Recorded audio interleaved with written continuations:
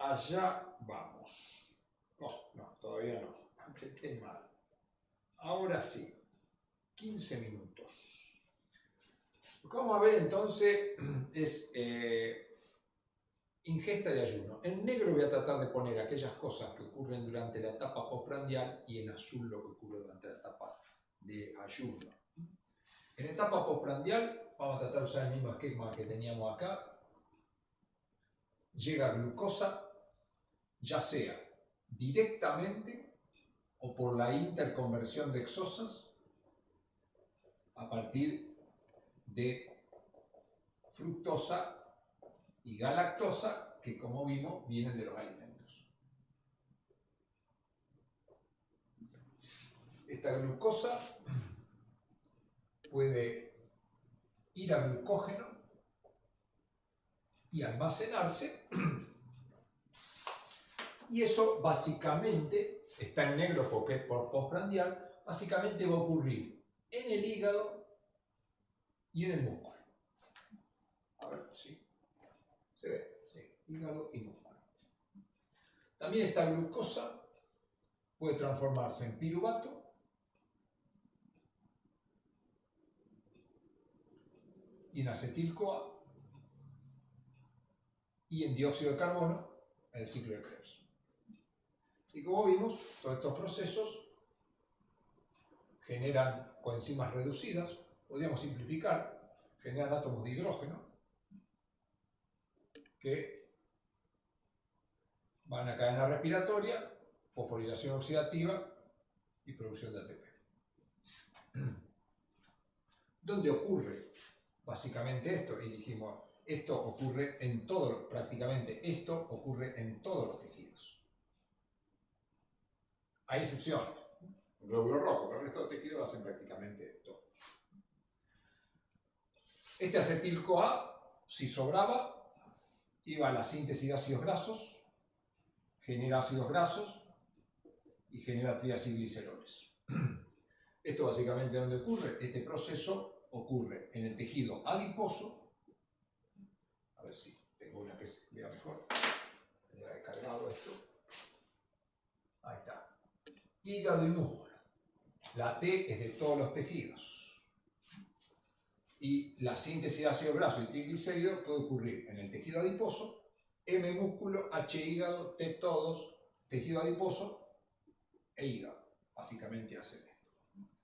Y estos triacilglicéridos viajan a través de una proteína que llamamos kilomicrones y se depositan como triacilgliceroles. Ese proceso va a ocurrir en el tejido adiposo. Esto sería, podemos poner una S de sangre. El triacilglicérido que se sintetizó en el hígado viaja por sangre al tejido adiposo. El que se sintetizó en el tejido adiposo queda ahí. También en la etapa postprandial, a partir de los alimentos, hay triacilgliceroles. Acá me equivoqué, no es kilomicrones. De los alimentos aparecen triacilgliceroles que pueden ir al tejido adiposo y estos son transportados en la sangre, sí, por los kilomicrones. El transporte de triacilglicéridos desde el hígado al tejido adiposo es hecho por unas proteínas, lipoproteínas que se llaman VLDL, que vamos a estudiar en tercer año. Eso más o menos lo conocemos.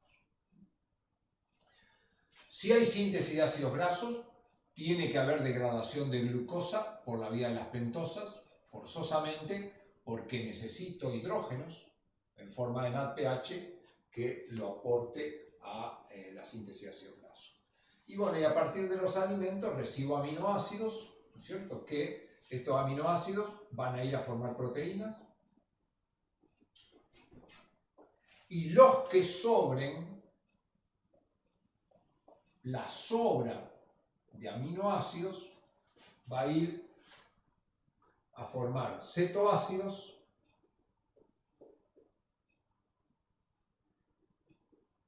y urea o amoníaco, y estos cetoácidos básicamente van a venir acá acetil-CoA, acá el ciclo de Krebs o acá piruvato, y en esta circunstancia o se consumen a dióxido de carbono o se sintetizan como lípidos. O sea, en etapa postprandial, esto es importante porque muchas veces en los libros me hacen hincapié que los aminoácidos son glucogénicos o cetogénicos, pero el aminoácido en etapa postprandial, o sea, aquel aminoácido que sobra, no es ni glucogénico ni es cetogénico, es energético, porque produce dióxido de carbono y genera ATP, o es lipogénico. Entonces ahí tenemos las principales vías que ocurren durante la etapa de ingesta y vemos básicamente en qué tejidos están ocurriendo las cosas. Tiene un rol preponderante el hígado, el tejido adiposo para administrar y crear las reservas, y eso es clave, ¿no es cierto?, para tener presente. Entonces la idea ahora era pasar a un color azul para ver qué nos empieza a ocurrir en la etapa de ayuno. Y decir, ¿por qué ocurre todo esto acá? Bueno, esto ocurre porque nosotros sabemos que cada uno de estos pasos son catalizados por enzimas, y esas enzimas pueden ser controladas su velocidad a través de procesos celulares que son descargados en general por hormonas. Entonces, todo lo que está en negro, en cierta medida, es estimulado por una hormona que se llama insulina, que se estimula, se libera cuando está alta la glucemia. No es el único factor, pero el más importante. Cuando yo como, ingresan nutrientes ya digeridos, entre ellos la glucosa, y es el que más se sensa. Entonces, una parte del páncreas, que son los islotes de Langerhans, tienen un grupo de células que son capaces de darse cuenta cuánta glucosa hay, y cuando hay mucha glucosa, es decir, cuando tenemos hiperglucemia o aumento de la glucemia, se libera insulina, y la insulina es una hormona que va a ir a los tejidos, se va a unir a los receptores, y a través de complejos mecanismos que ya vamos a estudiar, llega a cada una de las enzimas y le dice, ponete a trabajar porque es tu turno.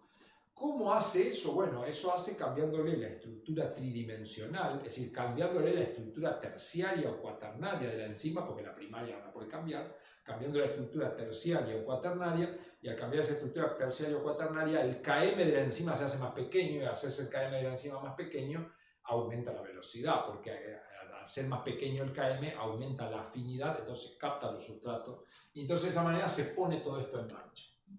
O sea que es como que las enzimas son trabajadores que dicen, bueno, ahora les toca a ustedes a ponerse a trabajar. Y no discuten nada, lo único que hacen, cambian el KM por modificaciones químicas de la enzima, sin cambiar la estructura primaria, por supuesto. En etapa de ayuno, lo que empieza a ocurrir es que esta glucemia empieza a bajar. Uno dice, ¿por qué? Y empieza a bajar porque la insulina que se liberó favorece que se consuma la glucosa. Entonces la glucemia empieza a bajar porque la insulina le hizo bajar. Pero cuando la glucemia baja bastante, se inhibe la insulina. O sea, la bajada de la glucemia le dice a las células beta del páncreas, no produzca más insulina porque ya cumplieron su función. Y esta hipoglucemia produce la liberación básicamente de 3 hormonas: el glucagón, la adrenalina y glucocorticoides. Que son hormonas que lo que van a hacer es intentar restablecer la glucemia. Entonces, uno de los procesos que empieza a ocurrir inmediatamente es el proceso de degradación en ayuno, de degradación de glucógeno. Eso va a ocurrir básicamente en el hígado, no tanto en el músculo. ¿Por qué? Porque el glucógeno muscular no está reservado, se va a utilizar también, con alguna tramoya bioquímica se va a terminar utilizando, pero el glucógeno hepático tiene una función de depósito de energía para cuando tenemos que hacer un trabajo muscular súper intenso ante una situación estresante, un trabajo, digamos, muy demandante. Entonces, en etapa de ayuno, el glucógeno que va a entrar en glucógeno-lisis fundamentalmente es el glucógeno hepático. También lo que va a empezar a ocurrir es que a partir de piruvato o de intermediarios del ciclo de Krebs se va a empezar a formar glucosa. Eso va a ocurrir básicamente, estaba en verde poniendo esto, también en el hígado. Es decir, el hígado genera glucosa por glucogenólisis y por glucogénesis o gluconeogénesis. Al llevarse los intermediarios del ciclo de Krebs, me quedo sin posibilidad de entrar el acetil-CoA, entonces este acetil-CoA se va a ir a formar cuerpos cetónicos. Pero esto va a ocurrir solo en aquellos tejidos que hacen glucosa, básicamente el hígado. Por lo tanto, esto que sería la cetogénesis, básicamente es hepática. Ahora, estos cuerpos cetónicos pueden volver a dar acetil-CoA y sin ingresar al ciclo de Krebs. Esto es la cetólisis y esto va a ocurrir básicamente en el músculo y, digamos, en el sistema nervioso. Entonces, el hígado forma cuerpos cetónicos, el músculo los consume. ¿Por qué el músculo lo consume? Porque el músculo tiene los intermediarios del ciclo de Krebs, porque el músculo no hace este proceso. Después, también en estado de ayuno, corre el tiempo, estos triacilglicéridos que deposité, traídos por los kilomicronios, traídos por las VLDL, triglicéridos exógenos, triglicéridos endógenos, me van a generar ácidos grasos. Esto obviamente ocurre en el tejido adiposo. La lipólisis ocurre en el tejido adiposo. Como vimos, genera ácidos grasos y glicerol. Estos ácidos grasos van a ir a todos los tejidos y en todos los tejidos lo que van a hacer es generar acetil-CoA por el proceso que llamamos beta-oxidación. Eso no ocurre en todos lados. O si ocurre, no es extremadamente importante. El sistema nervioso ya sé que no lo hace, el glóbulo rojo sé que no lo hace, pero el hígado, el tejido adiposo y el músculo obtienen su energía básicamente por ese mecanismo. Acá genera glicerol. Este glicerol lo utilizo también en este proceso que me llevaba a glucosa. O sea que el hígado puede hacer glucosa a partir del glicerol del tejido adiposo, puede hacer glucosa a partir de intermediario del ciclo de Krebs o de piruvato. Durante el ayuno, yo vi que en la etapa postprandial podía degradar proteínas que me sobraban. Durante el ayuno ya no degrado proteínas que me sobran. Durante el ayuno yo puedo tomar proteínas que cumplen funciones, obtengo aminoácidos, de acá obtengo cetoácidos.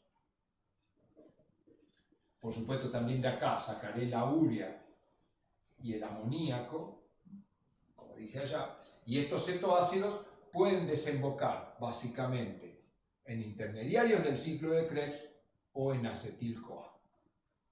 Aquellos cetoácidos que terminan en acetil-CoA no pueden formar glucosa, ya lo vimos recién, por lo tanto a esos aminoácidos se los llaman aminoácidos cetogénicos. ¿Por qué? Porque esos aminoácidos cuando lleguen acá no pueden formar glucosa y como estoy en etapa de ayuno tampoco puedo entrar al ciclo de Krebs porque me llevé los intermediarios para la formación de glucosa, entonces me queda otra alternativa que es cuerpos cetónicos.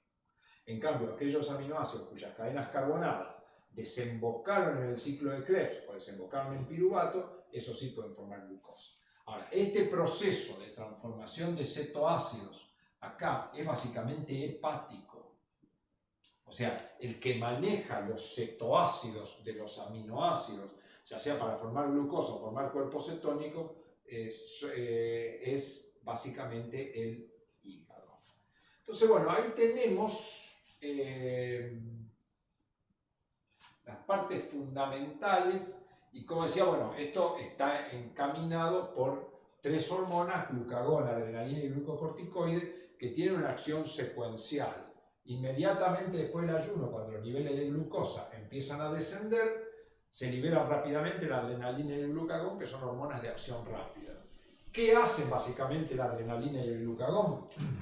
La adrenalina y el glucagón actúan en los primeros mecanismos, lo pongo en rojo, actúan sobre este mecanismo, está descargado, y básicamente sobre este mecanismo. Es decir, adrenalina y glucagón, ¿qué hacen? Y que se empieza a degradar glucógeno rápidamente para proveer glucosa que no me falte, y que se degraden los triacilglicéridos para producir ácido graso, para generar acetil-CoA y dióxido de carbono para que no me falte el ATP. O sea, glucagón y adrenalina son hormonas de acción rápida, controlan el ayuno a corto plazo, a largo plazo también, pero lo controlan a corto plazo, activando la producción de glucosa a partir del glucógeno hepático, la producción de ácido graso a partir de la lipólisis.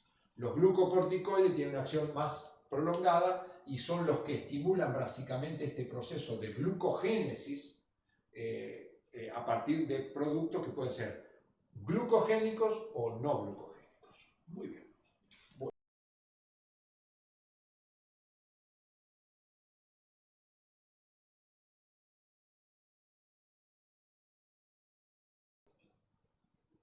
Lucía dice, entre los estímulos que estimulan la secreción de insulina se mencionan estímulos beta-adrenérgicos y la disminución de la secreción alfa-adrenérgico. ¿Cuál sería la diferencia de estos? Eso lo vamos a ver justamente hoy en la clase de endocrinología, si está haciendo el curso de endocrinología y lo va a ver. Pero si no es... En realidad, los estímulos alfa y beta adrenérgicos son el proceso desencadenado por una hormona que es la adrenalina. Que la adrenalina juega durante la etapa de ayuno. Entonces, razonemos. Si yo estoy en la etapa de ayuno, no tiene que estar la insulina. ¿Por qué? Porque como la insulina construye depósitos, ¿no es cierto? Como si uno dijera, bueno, me quedé sin trabajo y voy a empezar a ahorrar. Eso me va a llevar a pobreza, ¿no es cierto? Porque uno dice, bueno, si la poca plata que tengo, porque me quedé sin trabajo, encima voy y la deposito en el banco, compro dólar, le invierto, no tengo para comer. Entonces, la insulina lo que hace es construye depósitos. Y los depósitos es como uno dice, bueno, yo cuándo invierto, cuándo compro dólares, cuándo hago un plazo fijo, cuando me sobra el dinero. Entonces la insulina es una hormona que está en esa etapa de sobra de moléculas, sobra de nutrientes. Entonces lo que hace es guardar glucosa, ya sea como glucógeno o guardar glucosa como triacilglicéridos. Y ahí no tienen que estar presentes estas hormonas, porque estas hormonas son las que construyen glucosa, ¿no es cierto? Entonces, si yo estoy haciendo depósitos, tratando de guardar glucosa, no la voy a sacar a la glucosa de los depósitos. Y viceversa, cuando estoy en etapa de ayuno, yo no tengo aporte externo, o sea, me quedé sin trabajo, entonces tengo que empezar a sacar la plata del banco. Entonces, comienzo a sacar la plata del banco, pero como dije, no la deposito. Entonces, en etapa de ayuno, aparecen estas tres hormonas y se debe frenar la otra. Entonces, la insulina tiene un efecto, la adrenalina, nosotros dijimos, en una etapa de ayuno, esto estimula que aparezca la adrenalina. Pero la adrenalina tiene que bloquear la acción de la insulina. O sea, ella se va a encargar de que la insulina no esté presente. Además, que en el ayuno se liberó adrenalina porque había una disminución de la glucemia. Entonces, la disminución de la glucemia es la que produce en ayuno la liberación de adrenalina. La adrenalina inhibe la producción de insulina y la hipoglucemia también, porque la insulina se libera en hiperglucemia. Entonces, la adrenalina es una hormona que tiene varios receptores. Tiene receptores que se llaman de tipo beta y receptores que se llaman de tipo alfa. Son dos tipos de receptores que a su vez se subdividen. Los receptores de tipo beta son receptores, digamos, en general hay tres tipos de receptores. Uno que controlan, podríamos decir, la frecuencia cardíaca. Los receptores de tipo 1 básicamente son receptores que están a nivel del corazón, del aparato circulatorio, podríamos decir, y lo que hace es acelerar el flujo sanguíneo. Recuerden que la adrenalina es una hormona del estrés, de la lucha y de la huida. Entonces, cuando se libera adrenalina, eso hace una descarga beta-adrenérgica, haciendo de que el sistema cardíaco empiece a bombear más sangre. Eso va a estudiar el año que viene, mejor. ¿Por qué tengo que bombear más sangre? Y porque si tengo que huir o tengo que luchar, necesito energía. O sea, no es la misma energía que yo necesito si tengo que pelearme con 7 barra brava que si estoy tendido en una playa tomándome un daiquiri, ¿no es cierto? Entonces, ya sea para huir o para luchar, necesito mucho ATP, y si necesito mucho ATP necesito mucho oxígeno y nutrientes, y si necesito mucho oxígeno y nutrientes hay que llevárselo a la célula, y entonces automáticamente eso aumenta la frecuencia cardíaca, aumenta el flujo sanguíneo. Esos receptores de tipo 1. Los receptores de tipo 2 básicamente están en el músculo y en el tejido adiposo. Y mirando este esquema, nosotros en el tejido adiposo tenemos triacilglicéridos y en el músculo tenemos glucógeno. Entonces la adrenalina lo que va a hacer es estimular en el músculo la glucogenólisis, pero la adrenalina en general, si bien actúa durante el ayuno, su principal rol es en la etapa de estrés, de lucha y huida, ¿no es cierto? Entonces esos receptores estimulan la lipólisis y estimulan la glucogenólisis muscular. ¿Para qué? Y si estoy tratando de luchar o de huir, necesito nutrientes. Entonces, por un lado, la adrenalina estimula la llegada de oxígeno y la llegada de nutrientes, porque los ácidos grasos van a venir de otro lado, y por otro lado estimula la degradación de, básicamente, de glucógeno y de triacilglicéridos. Los receptores de tipo 3 no me interesan mucho, están relacionados a la termogénesis. Y después, los de tipo alfa, están los de alfa 1 y alfa 2. Los alfa 1 lo que hacen es actuar en el hígado estimulando la glucogenólisis. O sea, esta glucogenólisis estimulada por la adrenalina. Y los receptores de tipo 2 se encuentran en las células beta y entre su efecto inhibir la insulina. Entonces, ahí la pregunta, habría que ver de dónde lo leyó Lucía, dice, entre los estímulos que estimulan la secreción de insulina se mencionan los beta-adrenérgicos. Yo nunca estudié, pero no quiere decir que eso esté mal, nunca se me cruzó por mis ojos, o si se cruzó no lo vi, que los estímulos beta-adrenérgicos, alguno de ellos estimule la secreción de insulina.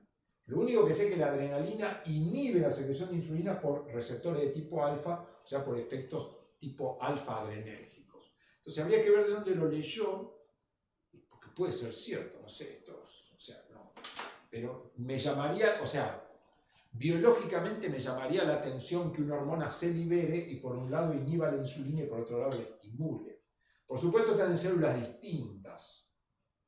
Podría ser, pero nunca lo he visto. Así que bueno, sería bueno, pero bueno, eso es lo que quiere decir alfa-adrenérgico y beta-adrenérgico. O sea, la adrenalina es una hormona que se libera en situaciones estresantes.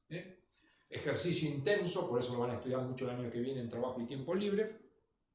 En situaciones de ejercicio intenso, en situaciones de hipotermia, se libera la adrenalina, que uno de los efectos que acá no mencioné, por ejemplo, la adrenalina cuando se libera, a nivel del tejido adiposo tiene receptores que lo que hacen es desacoplar en cierta medida la cadena respiratoria y la fosforilación oxidativa.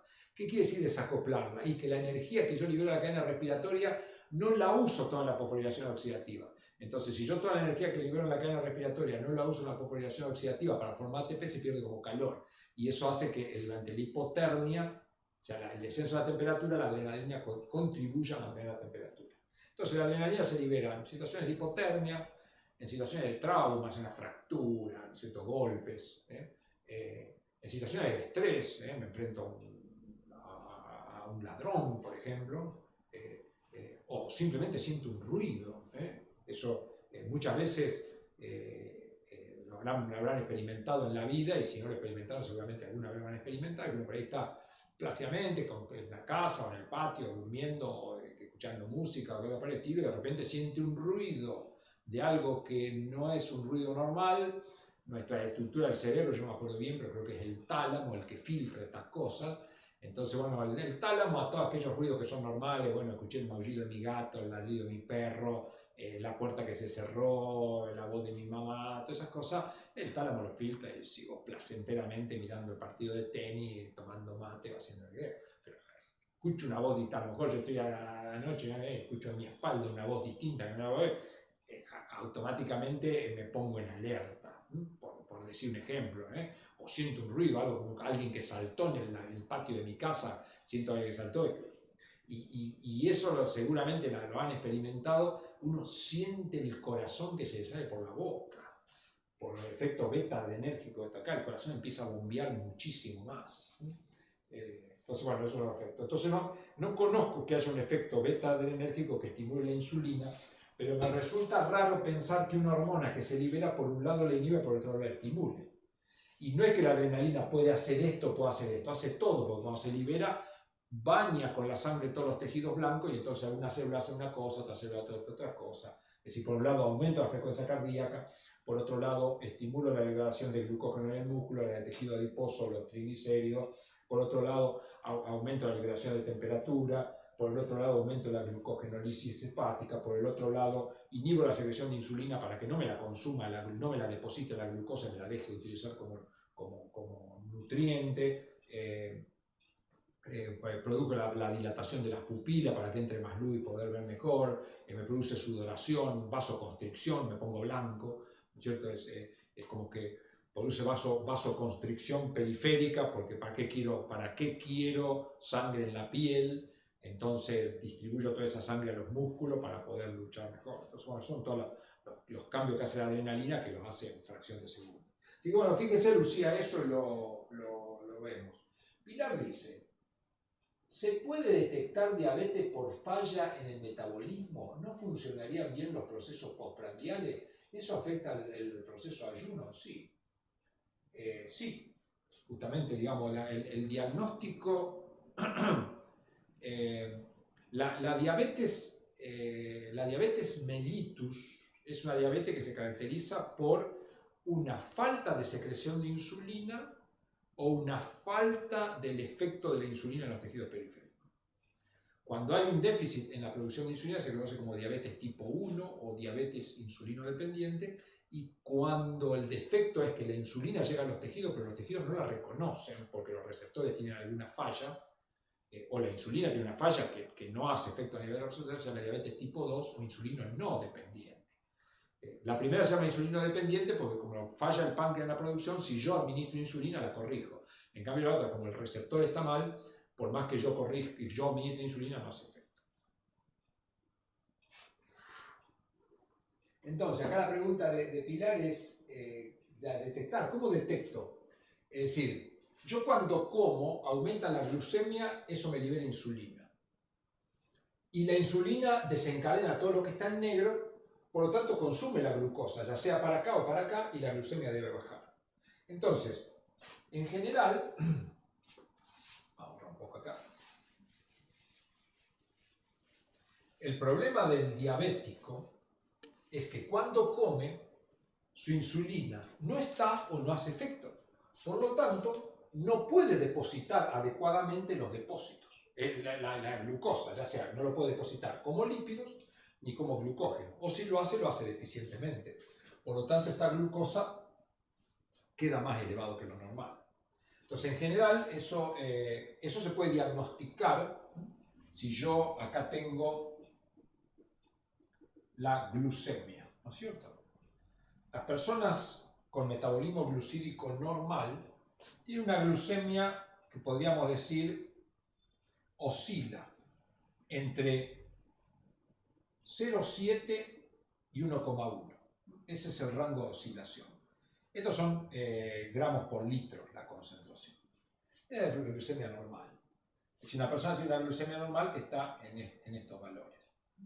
Y tiene una insulina normal que no recuerdo, andará a lo mejor alrededor de 20 nanogramos, no importa. Pero digamos, la persona normal tendrá esta glucemia y a su vez va a tener una insulina determinada que oscilará, esto sería la glucosa, va a tener una insulina que oscilará también en un rango determinado. Es la persona normal. Nosotros podemos tener pacientes, personas, digamos, no digamos pacientes, todavía no son pacientes. Si yo tengo una persona que tiene esta glucemia, siempre se mide en ayuno, se llama glucemia de ayuno.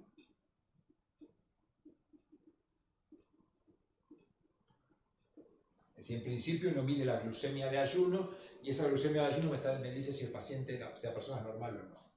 Entonces, la glucemia de ayuno habitualmente varía entre 0,7 y 1,1. Yo puedo tener personas que su glucemia en ayuno esté más arriba. Estos se llaman una glucemia en ayuno alterada. El paciente con glucemia en ayuno alterada. Es decir, ya en ayuno está un poquito más alto que lo normal, ¿no es cierto? Entonces eso es una situación. Ahora, Si la glucemia está por arriba de 2 gramos por litro, cuando la glucemia está acá ya puedo, que tengo un caso de diabetes mellitus. Si cuando la glucemia es mucho más alta, me está indicando que en ayuno tengo mucha glucosa, eso quiere decir que la insulina no ha trabajado, y no solo no trabaja, sino que en ayuno se está produciendo glucosa. Entonces, sea glucemia en ayuno alterada y diabetes mellitus. Ahora, dentro de la diabetes mellitus, que yo tengo una glucemia muy alta, puedo tener dos situaciones. Puedo tener una situación donde la insulina está por acá o donde la insulina está por acá. Es decir, con una glucemia alta, si la insulina es baja, quiere decir que una diabetes mellitus tipo 1. ¿Por qué? La glucemia está alta porque hay poca insulina. En cambio, la diabetes mellitus tipo 2, la glucemia está alta porque aunque está la insulina, no puede hacer efecto. Y entonces la célula beta trabaja. Como no puede hacer efecto, la célula beta sigue sensando que hay mucha glucosa y sigue produciendo insulina, pero la insulina no hace nada. Entonces esto sería una diabetes mellitus tipo 1 y esto sería una diabetes mellitus tipo 2. Entonces, en general, el diagnóstico de la diabetes se hace a través de la medición de glucosa. Por supuesto que puede haber otro estudio, pero digamos, una persona si hace una glucemia de ayuno, le da 2, por supuesto me la voy a volver a medir. ¿Por qué? Porque sabemos que las mediciones tienen errores, errores de diferentes tipos, entonces que yo voy, me mido 2, no me voy a suicidar, me voy a poner tratamiento. El médico seguramente me va a hacer, usted cuando sea médico va a hacer, bueno, a ver, repítase el valor, vaya a ser medido de nuevo. Entonces, ya eso es parte del diagnóstico. Por supuesto, después para identificar si es diabetes mellitus tipo 1 o tipo 2, lo que tengo que ver es si la insulina está más alto que lo normal o más bajo que lo normal. Una forma de diagnosticar la glucemia, la diabetes también, es a través de la medición de glucosa en orina. La glucosa que está en la sangre a nivel del riñón filtra y como que se va por orina, pero el riñón tiene un mecanismo que la recupera.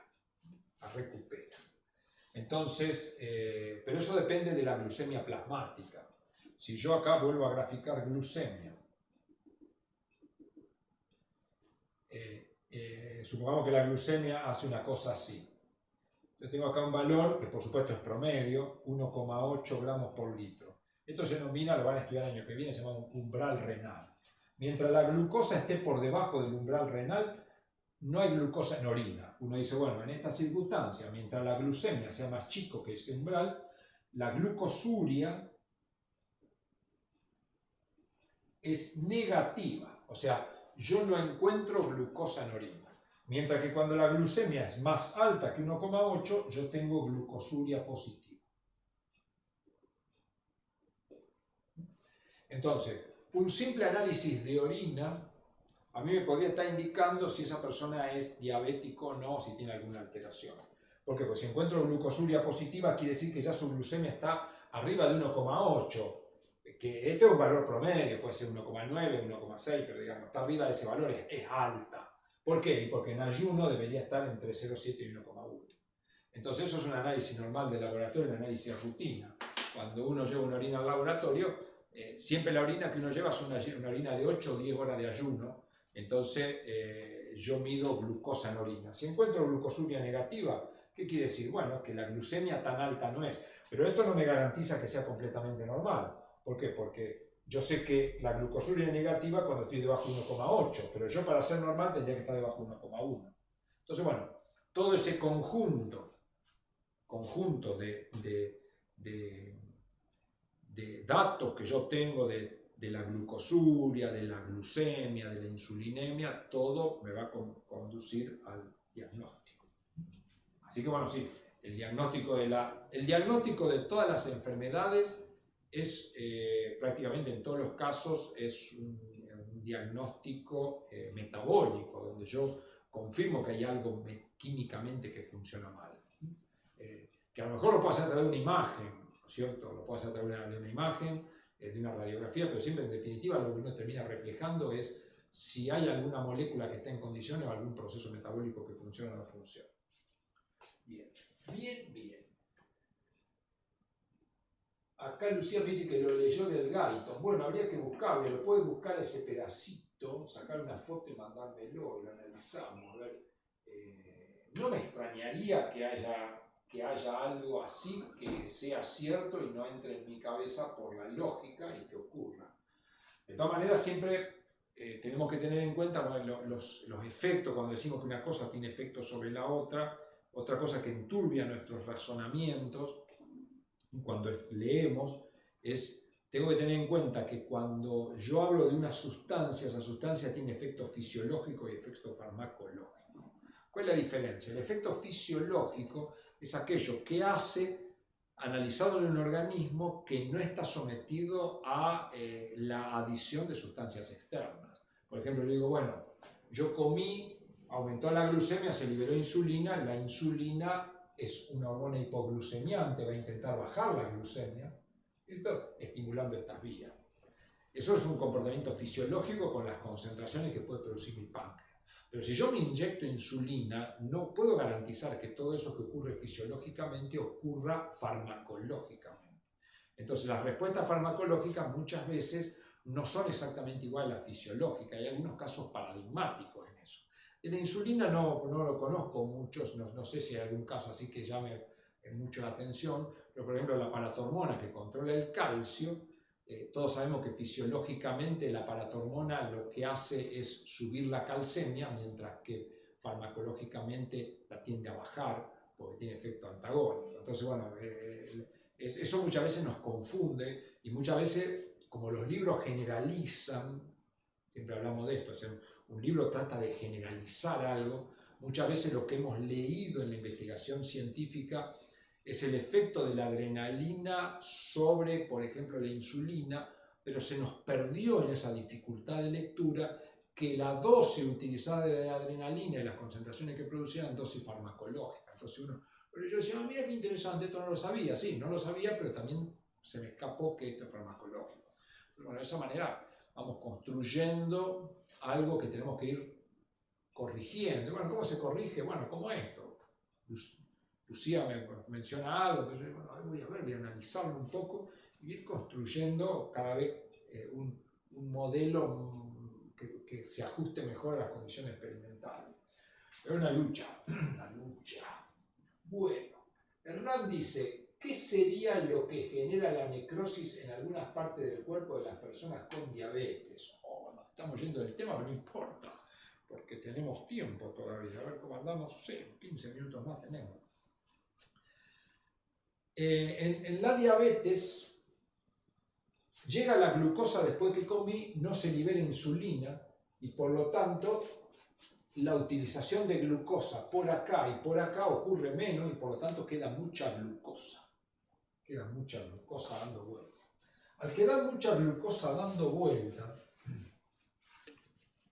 empiezan a ocurrir una serie de procesos que no deberían ocurrir o que ocurrirían en muy baja proporción.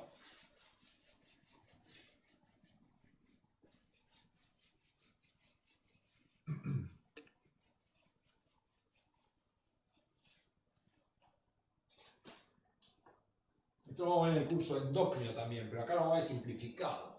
Es decir, si la glucosa, si no hay insulina, como la insulina lo que hacía era estimular que esta glucosa pase a glucógeno y a triacilgliceroles, simplificando todo lo que hicimos hoy. Al no haber insulina esto no ocurre, entonces esta glucosa queda alta.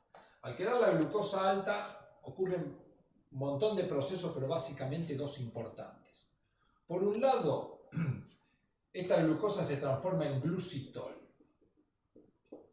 un alcohol. Y para esto necesita una molécula conocida que es el NADPH. El glucitol no tiene ningún inconveniente, pero ¿qué pasa? Yo este NADPH habitualmente lo utilizo, además de utilizarlo para la síntesis de ácido graso, todas las células utilizan el NADPH para combatir, utilizan el NADPH como una reserva antioxidante. Lo simplifico.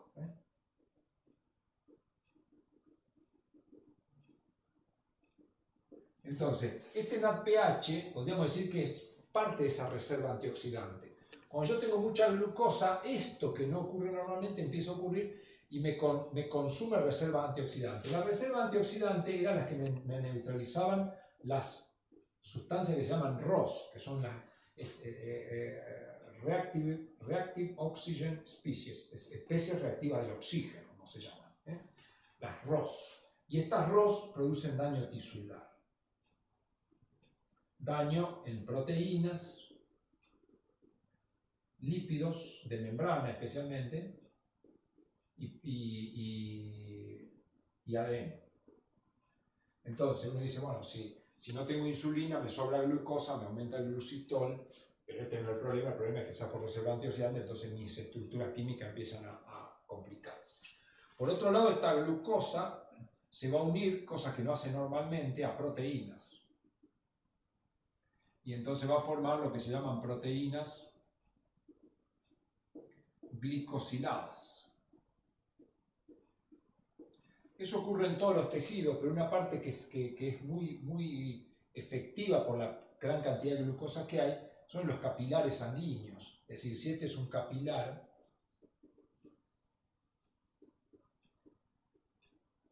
el capilar sanguíneo es un tubo, tiene un endotelio y después tiene una membrana basal. O sea, el endotelio apoyado sobre una membrana basal. Entonces las proteínas que están en esta membrana basal se glicosilan. Y al glicosilarse empiezan a producirse acá situaciones de estrés oxidativo. La glicosilación desencadena procesos de estrés oxidativo que no voy a poder neutralizar fácilmente porque perdí la reserva antioxidante. Entonces, este estrés oxidativo conduce a inflamación. Y la inflamación, como ustedes saben, tiene una tétrada que es dolor, calor, tumor y rubor. El tumor, ¿qué hace? Hace que acá haya un proceso inflamatorio que lo que vaya es achicando cada vez más, al haber una tumoración, cada vez más chiquitito el tubo, y como por acá tiene que circular sangre, cada vez circula menos sangre, baja la cantidad de sangre, por lo tanto baja la cantidad de oxígeno y eso va a llevar a que baje la cantidad de ATP que pueden recibir esta sangre, va a dar oxígeno a los tejidos que estén acá. Entonces los tejidos cada vez pueden sintetizar menos ATP y llega un momento que la célula dice, bueno, yo así no puedo más, y se rompe la célula.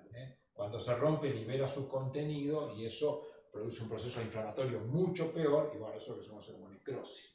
Por eso, digamos, la falta de insulina, el exceso de glucosa termina produciendo necrosis, especialmente en las zonas más alejadas. Siempre la necrosis empieza con las manos y los pies, especialmente los pies, ¿no? Los diabéticos descontrolados, pues si yo puedo administrar la glucosa exógena, trato y soluciono el problema.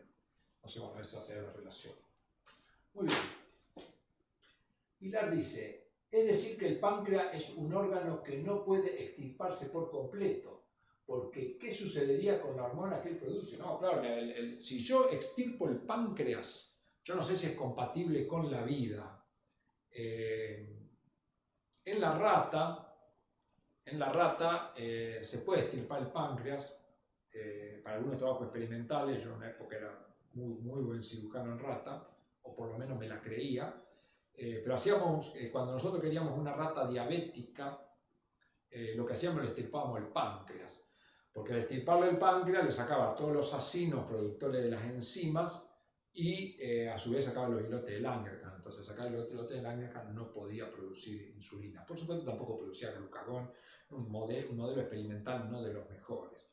Pero en humanos no creo que se pueda extirpar el páncreas porque me quedaría sin dos hormonas, que no son las únicas, dos hormonas tremendamente importantes, con serios problemas de digestión, ¿no es cierto? Porque extirpar el páncreas implica dejar al aparato digestivo sin una de sus glándulas que produce la lipasa, que produce tripsina y un montón de proteínas encargadas de la degradación de proteínas y lípidos, básicamente, y carbohidratos, amilasa también.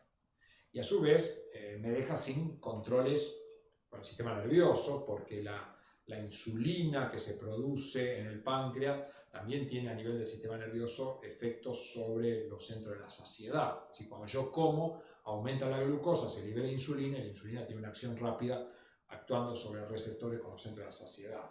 Entonces yo diría que no es sencillo una ablación. Sí puede ser una ablación parcial, extraer el órgano de manera parcial, donde uno deja una porción funcionante, y bueno, los islotes de Langerhans creo que están más ubicados, no recuerdo en este momento, más hacia la cola, más hacia la cabeza del páncreas, probablemente más hacia la cola, y entonces bueno, yo podría extirpar una parte, pero sí, si extirpara el páncreas voy a tener serios problemas en el control del metabolismo de los glúcidos.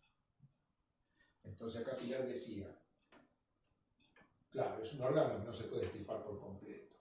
Sí, yo no sé si hay en humanos hay cirugía por completo. En las ratas lo hacíamos, cirugía por completo, con una altísima mortalidad.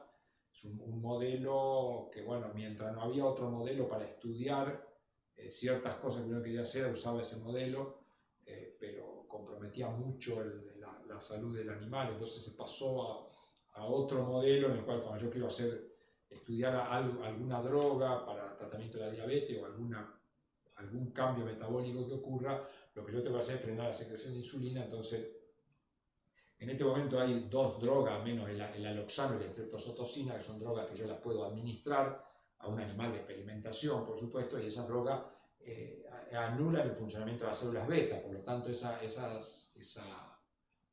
rata queda sin producción de insulina.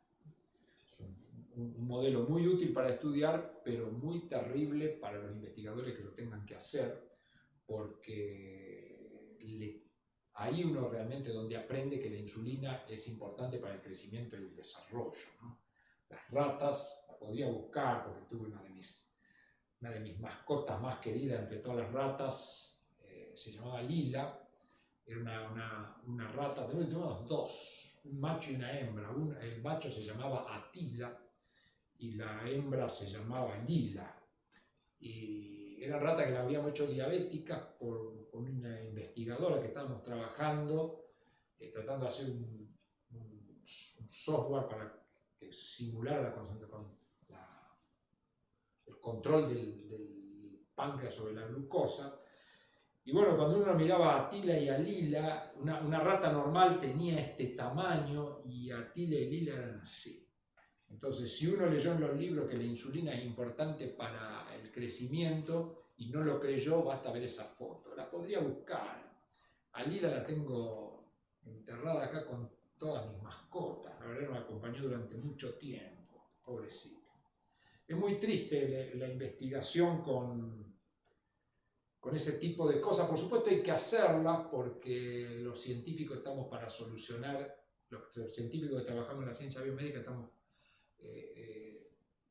obligados a investigar cosas que mejoren la salud de las personas, pero lamentablemente muchas veces no nos queda alternativa y tenemos que recurrir a los animales de experimentación, y nos pone en un gran conflicto ético, ¿no? Porque uno dice, ¿qué derecho tenemos los humanos de, en pos de mejorar nuestra salud, destruir la del resto de los animales muchas veces? Entonces, bueno, hay muchas reglas para trabajo, tenemos muchos protocolos para trabajar en las condiciones más adecuadas, pero muchas veces eso insume un sufrimiento para el animal, que por supuesto muchas veces es justificado. Uno dice, no, bueno, fíjate que lo que vos descubriste con esto permitió corregir tal cosa, o permitió descubrir que tal droga producía un efecto negativo y entonces con esto agarraste miles de muertes. Pero igualmente la vida de esos animalitos nos marca mucho, ¿no? O sea, no es sencillo el trabajo con animales. Contrariamente a lo que la mayoría de la gente cree, que los científicos que trabajan con animales, por supuesto que lo hay científicos que el trabajo con animales realmente deberían estar presos, pero yo la mayoría de los que conozco son personas de una altísima sensibilidad al trabajar con animales, a tal punto que cuando pueden no trabajar más, no trabajan más. Así que bueno, me fui por la rama porque esto me toca mucho el corazón, en la cuestión, me trae el recuerdo de Lila. Bueno, muy bien, a ver si hay alguna pregunta más, y si no creo que estamos, no, tenemos tiempito alguna pregunta más. Así que bueno, yo voy a esperar de Lucía, de ver de Guyton eso que dijo, a ver si lo podemos analizar. Me resultaría interesante verlo. resultaría interesante. Bueno, a ver si hay alguna preguntita más, si no nos tomamos un descanso y aquellos que siguen en el curso de endocrino, seguiremos hoy justamente nos toca ver catecolamina, donde vamos a ver los estímulos, los beta adrenérgicos, alfa adrenérgicos y demás cosas.